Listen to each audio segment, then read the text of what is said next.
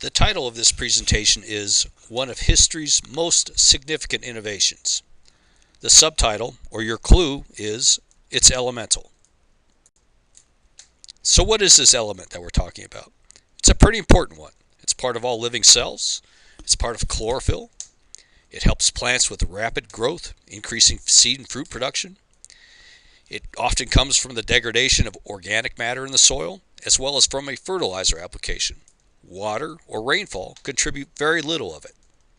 When deficient in plants, we see yellow or pale green leaves, stunted or slow growth. So any guesses as to what this element is? It is nitrogen. So a little bit more about nitrogen. In this country, it's represented on the periodic table in most states by the letter N.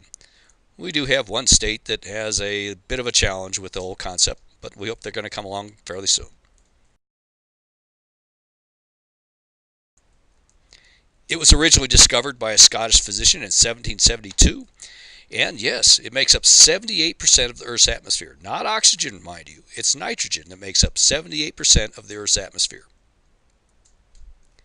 And we know it as a key nutrient for plant growth and agricultural yield. Okay, so is nitrogen one of the most significant innovations in history? Well, almost. So I'll set the stage for you. It's in the early 1900s. In Germany, like most other European countries, they rely upon guano, which is bat and bird feces, as a source of nitrogen fertilizer for their agricultural operations. And that product is typically harvested in South America, put on a boat, and then shipped to Germany. By this map, you can see that that ship would have to go around Cape Horn, up through the South Atlantic, North Atlantic, and then down through the North Sea to hit Germany. Again, early 1900s. Keep in mind that rumors of war are on the horizon, and tensions between the European countries continue to increase. And Germany is concerned that their access to guano may be stopped through a naval blockade of the North Sea. Again, you'll see that those ships would have to go north of England, down through the North Sea, or perhaps through the English Channel to get to the ports of Germany. And remember at that point in time that England had a very, very strong navy. So in comes Fritz Haber. Fritz, he was born in 1868 into a Jewish family. Keep that in mind. Remember that point. And he later, like many other people, converted to Christianity because it was, well, frankly, a little bit more of the politically correct religion to belong to. And he became a brilliant, highly regarded chemist. And it was Fritz that was responsible for one of the world's most significant innovations.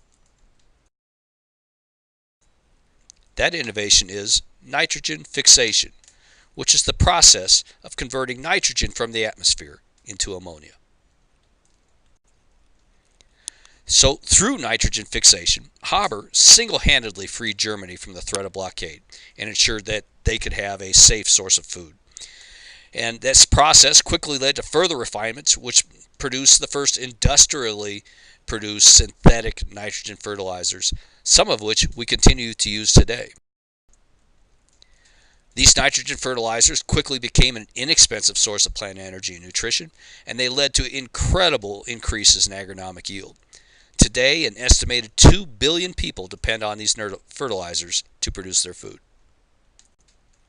So in sum, many will argue that through Fritz Haber's innovation, we could not have produced enough food to feed the world. Thus, it ranks as one of the most important innovations in the history of the world. Please proceed to Part 2.